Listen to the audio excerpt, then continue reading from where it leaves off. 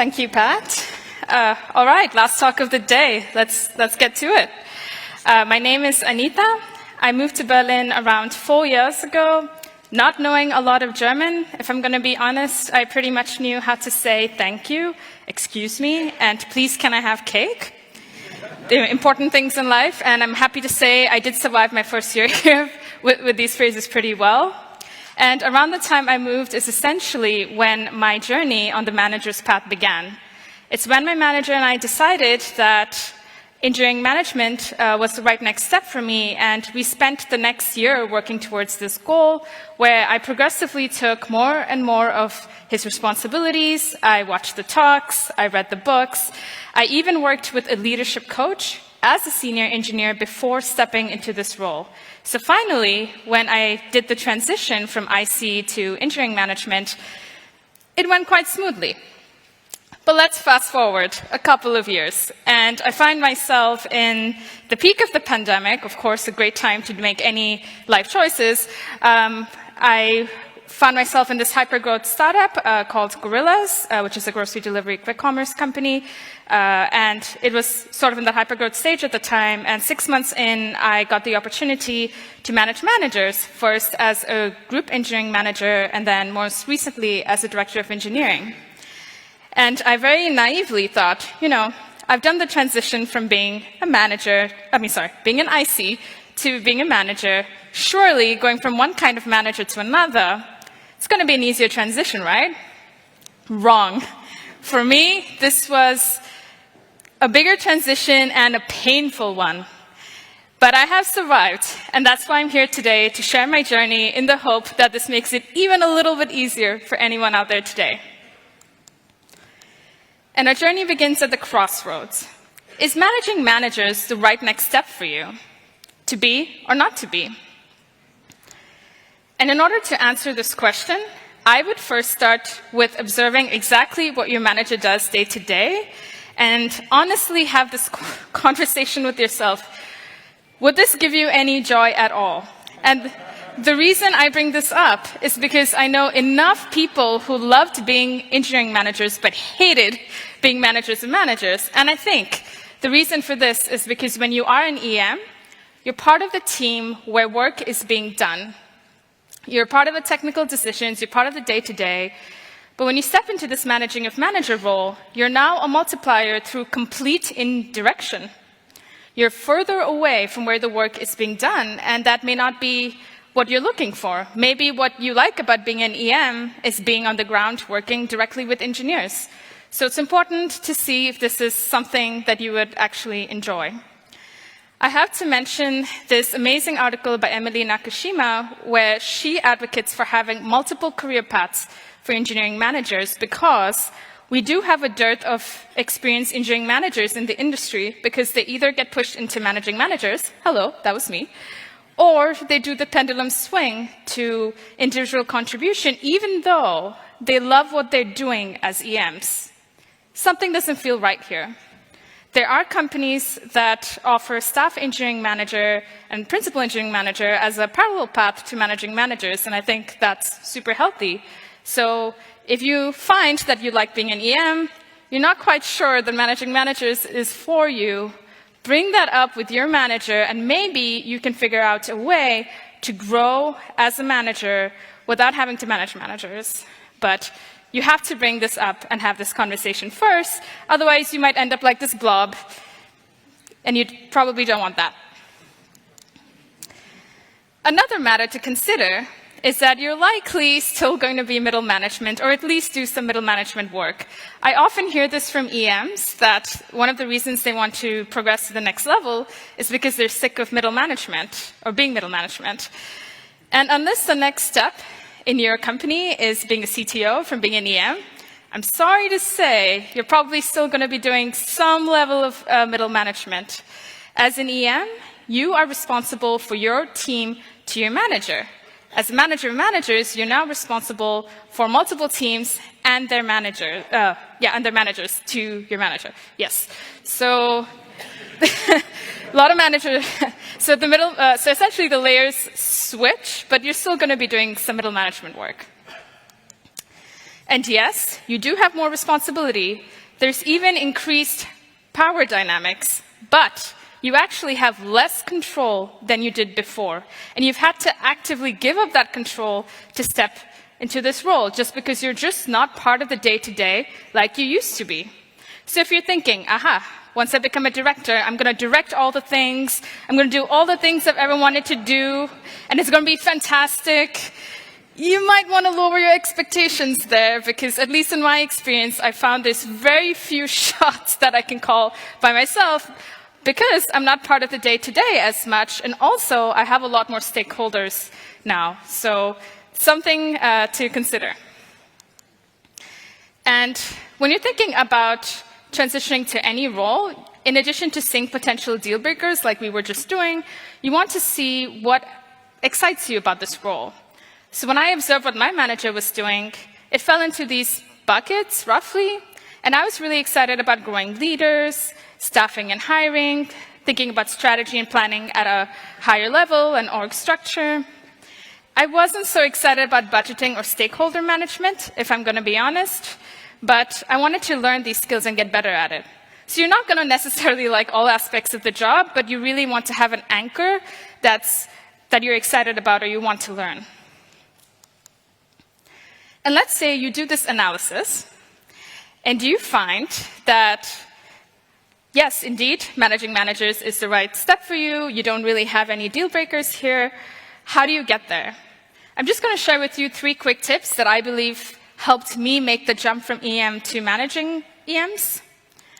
The first being filling in the gaps to help the business succeed. No matter where you have worked, there are things that are broken that can be fixed. There are processes that can be improved. Maybe on-call is something that can be fixed. And raising your hand and taking initiative to fix these can pay dividends for your career.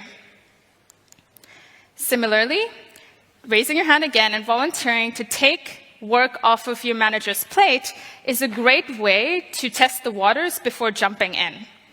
And the more you do this, the more you'll get recognized to hopefully then start getting paid for it.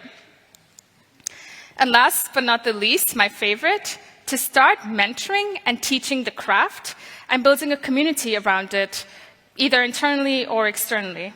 I found this really helped me as an Android developer, and I'm finding that it's helping me in my management career as well. So for example, again, you can raise your hand and volunteer to mentor the first-time EMs in your company or senior engineers who are considering this path. Similarly, you can start a peer group of EMs in your company where you get together every week in a safe space to support each other, because you're going through the same things together, right? There's usually some opportunities here you can grab. And again, doing this, raising your hand and doing this can really level up your career. Just one note is that you want this to be visible to your manager, because then you're just going to end up doing a lot of invisible work that may not lead where you want to lead. So make sure that it's visible to your manager. All right, so that wraps up 3 quick tips that I believe helped me make that jump. And let's say you navigate your own path there. And congrats, you have the job. What are some changes or differences that you can now expect compared to when you were an EM? The first one that probably jumps at you, that jumped at me, was that you're no longer responsible for just one team, but you're responsible for multiple teams and their EMs. And so you not only have to gain trust of your direct reports, but also the direct reports of your direct reports. So there's this whole inception thing going on now. And in addition to that, you also want to make sure you're getting the signals that you need to help your organization succeed. And again, not just from your EMs, but also from your engineers. So how do you go about doing that? I would suggest starting with figuring out what rituals or processes that already exist in your company that make sense for you to be a part of. And maybe there's some that don't exist yet that you might have to put in place. For example, engagement surveys could be something that doesn't exist yet, or some sort of team health checks. And you might want to put that in place. But something that might exist are demos. And I love attending these because it gives me an opportunity to celebrate the work and give recognition of what's happening in my organization. It also keeps me up to date. And I love reading RFCs, or requests for comments, and postmortems because it gives me insights into technical decisions that are being made in my organization, and also how engineers are collaborating with each other.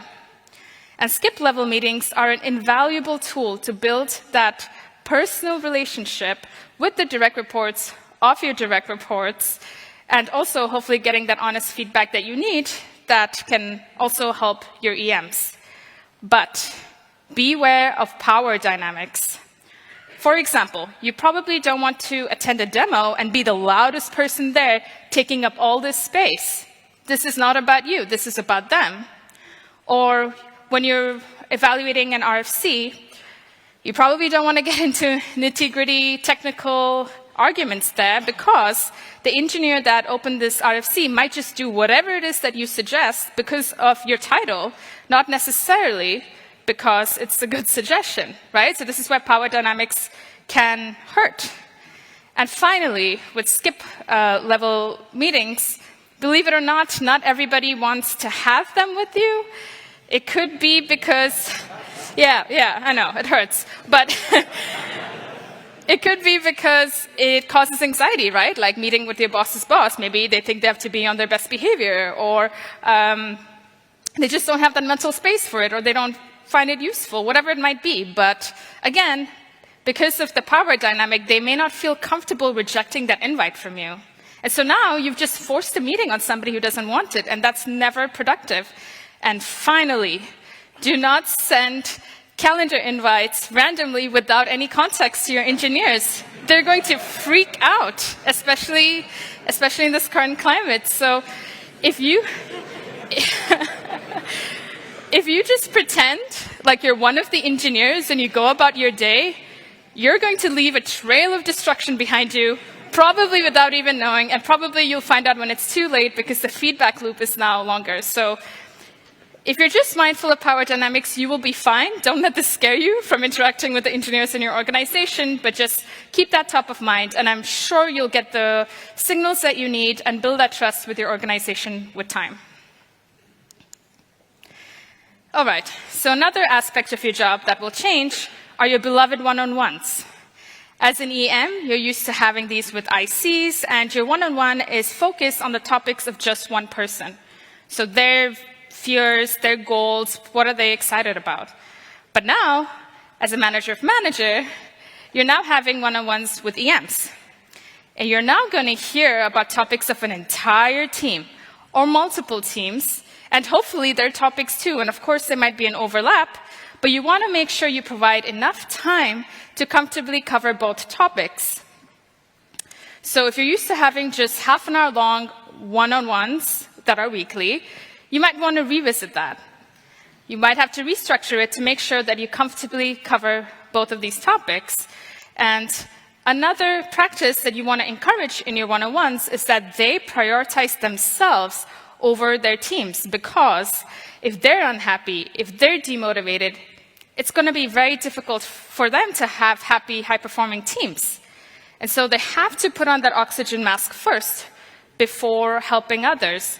And I've found that if I allow my one-on-ones to just be in autopilot mode, I will only hear about their teams. I will not hear about the EMs at all. I've had to really reinforce this, that, hey, you already spend so much of your time on your teams.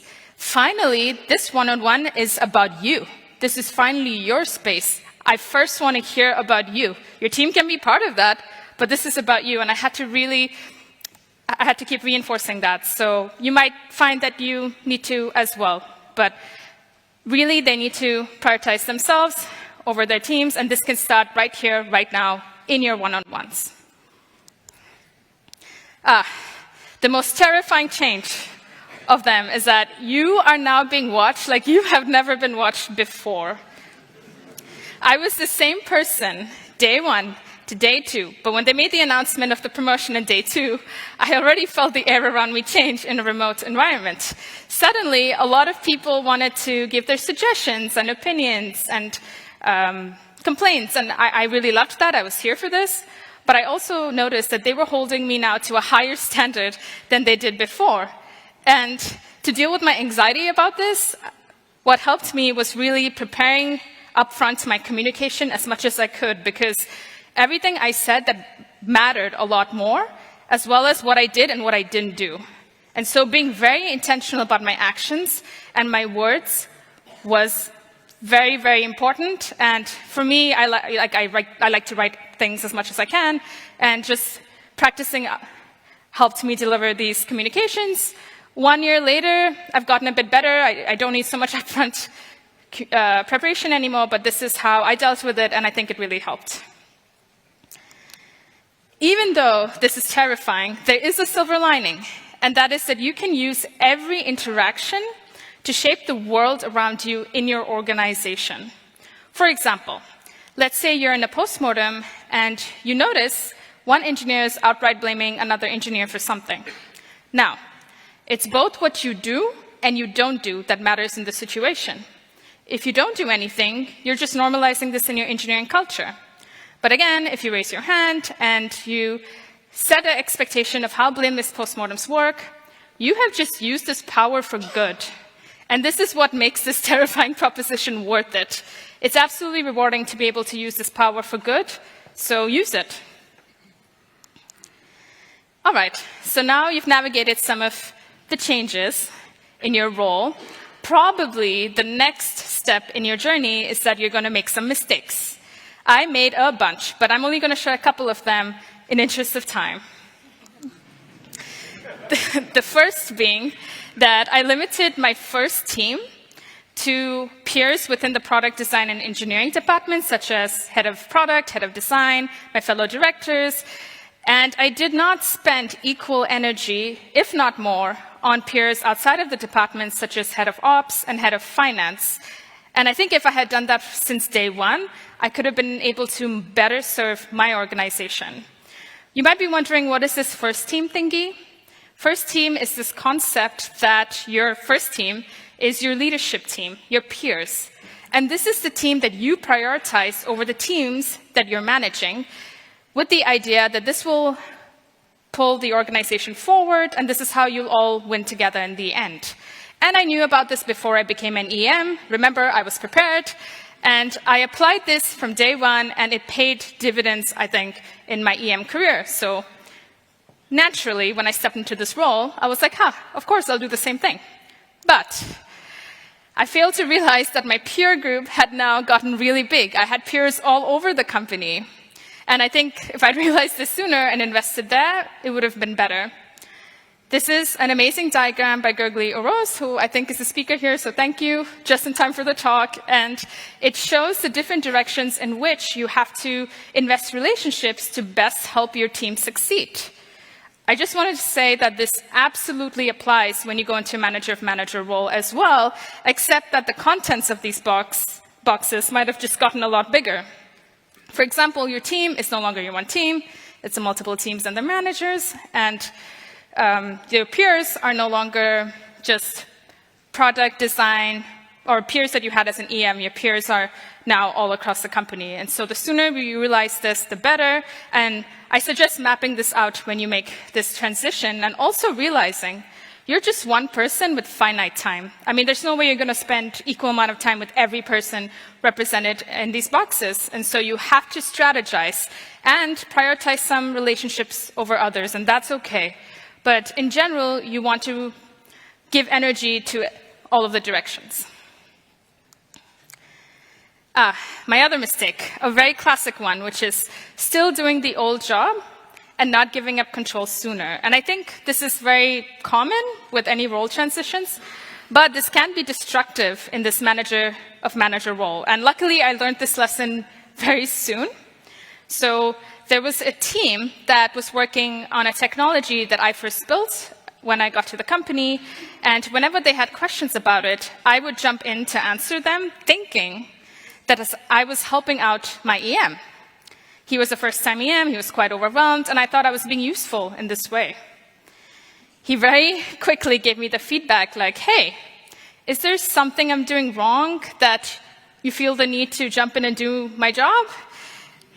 And also, every time you do that, I'm not learning this myself, you know? And I was horrified, I apologized immediately, and I learned that, okay, you know, I'm I might have built whatever, but that is not my job anymore. I have to give my full trust and autonomy to the people who are now in these roles. Otherwise, I might limit the people that I'm really here to support. And I think if I had continued down this road, probably this tweet would have been about me. And it's a strong opinion. You can agree or disagree with it. But my takeaway from this is that you are no longer the technical expert in the room. You might have been a few years ago, but that's not you anymore, and you have to let it go. And that also means allowing them to make their own mistakes. If you swoop in every time you think they're going to make a mistake, you're going to limit their growth, you're probably going to frustrate them, and you're doing the opposite of what you should be doing as a leader.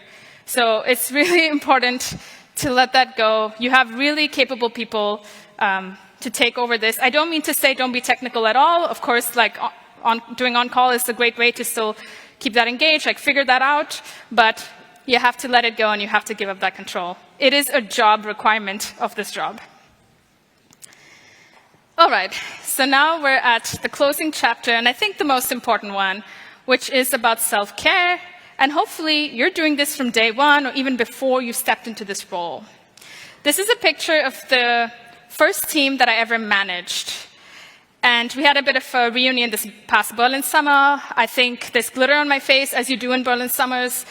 And yeah, it's already quite isolating and lonely to be a manager because you just don't have the shared experience with everyone else in your team like they have with each other. On top of that, if you're part of multiple underrepresented groups, this can feel even more isolating, and so it's even more important that you take care of yourself.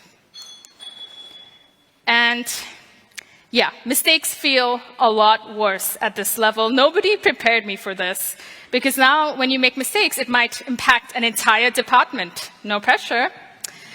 On top of that, making difficult decisions is now the bread and butter of your role. You're not here to please people. You're here to help the business succeed. And this can be kind of emotionally draining. On top of that, abuse can absolutely happen upwards as well. And it's important to know that this can happen because your EMs might be going through this, or you might be going through this, and it's important to recognize that this is happening. And I do believe managers might be more susceptible to this because you're operating outside of teams, so it's easier to be seen as the outsider and therefore be the target of this abuse. But what do I mean by abuse? I think this is best explained by this Twitter thread. I encourage you to read the full thing, and she gives examples of what this might look like. For example, someone in your reporting line assuming you're not technical, or you making a decision, them agreeing to you, but then going ahead and doing the exact opposite. This can range from subtle to in your face, and it's important to know that this might happen, and you really want to take care of yourself during these times, or your EMs, and you might also want to take action when this happens. The way I've generally dealt with being in this position is having a peer group, both inside and outside of work. I've heard this being called your Voltron, your village, whatever.